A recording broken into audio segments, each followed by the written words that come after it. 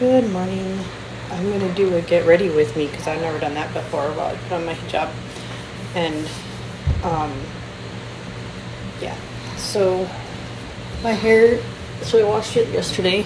Doesn't matter how clean it is if I don't put water in it and product in it every single day. It frizzes up like crazy. Hey, leave the dog alone!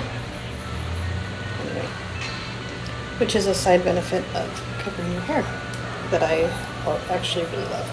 So I bought these hijab caps on Amazon, and yes, I know we're all boycotting Amazon, and I really have been, but I wanted hijabs and hijab caps and a pair of mats. That was my last Amazon purchase in the first couple of days of Ramadan. And I love them. I really like that they like cover in the back rather than like the tube. And then I bought these scarves, and I do have to like fold them in half, but they're really great. So I wanted to talk a little bit about one of the things about my journey to Islam that I think has been really cool for me, and that is covering my hair. So several years ago, gosh, I'm trying to think. I think my daughter was a baby. She's going to be 12 next month. So when she was like maybe 1 or 2, I got this and I was still Christian at the time. I got this really strong feeling, just like a really strong prompting from God that I should cover my hair. And I didn't really know why. I wasn't in a Christian tradition that covered their hair. I was progressive, and a lot of the Christian traditions that do head covering are very like conservative theologically. And I was kind of shedding some of the teachings in Christianity about the men and women, and so really covering my hair did not make any sense. But it was such like a strong like leading that I just got to the point where I came to the realization that it was a matter of obedience, and whether I thought it made sense or not, that I knew that it was God that was asking me to do it, and that if I chose not to do it because it didn't make sense, that I would be living in disobedience. So I did. I actually kind of randomly, not randomly, but what felt like randomly, came across a Jewish run company, which a lot of people are familiar with, called Rapunzel, and I specifically saw a video of theirs about whether or not it would be appropriate for non-Jewish women to wear their hair in the with scarves the way that they did, like a tickle.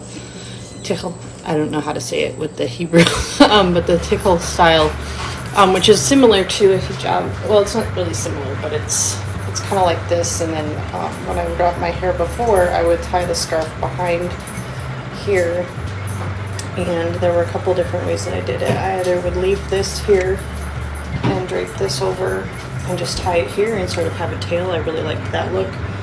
Or I would, kind of twist these together and bring it over. Those are some of the things that I did regularly.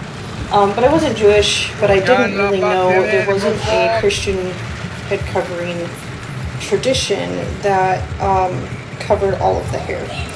And I did not want to culturally appropriate Muslim women by using the hijab. I actually did it once, but I wore a t-shirt when I did it, and people were like, well, you're not actually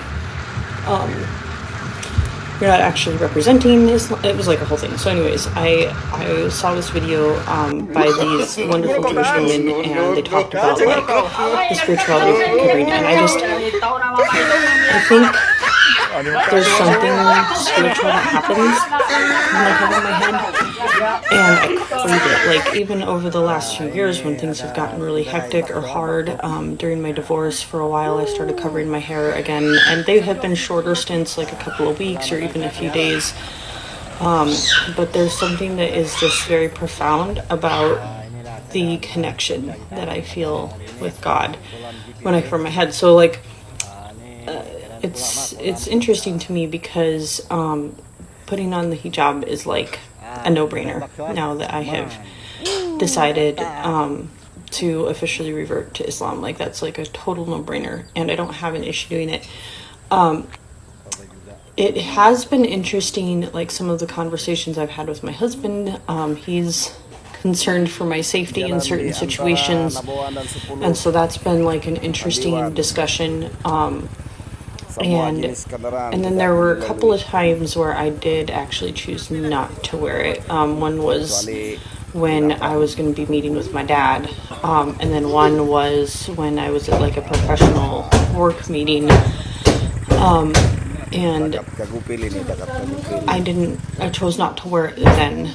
But that was actually like a little bit before I decided to take my Shahada. So I don't know, there have been like random places where I've been like, ooh, I don't know if I want to wear it here, but I think that it's now that I, have read up on and started to look more into the Islamic views on modesty and the meaning behind the job and things like that, it makes kind of that initial draw from years ago makes so much sense to me. And I think in a way it's been a mercy of Allah that He led me to one of those things that's maybe the most visually countercultural.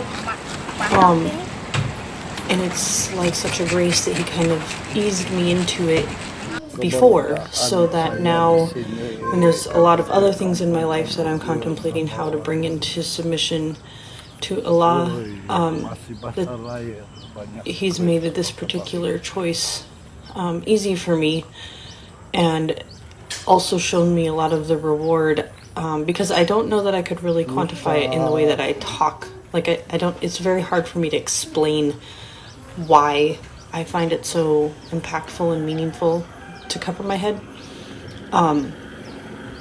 But I definitely have felt and experienced the spiritual significance of it, and like I'm really excited, I think, to get back to that particular piece. So that was a lot of talking, but I'm just so grateful for the little things that show me that the truth has been there all along, and it's like I'm starting to wake up and all of the pieces are sliding in together, and it's just really, really exciting.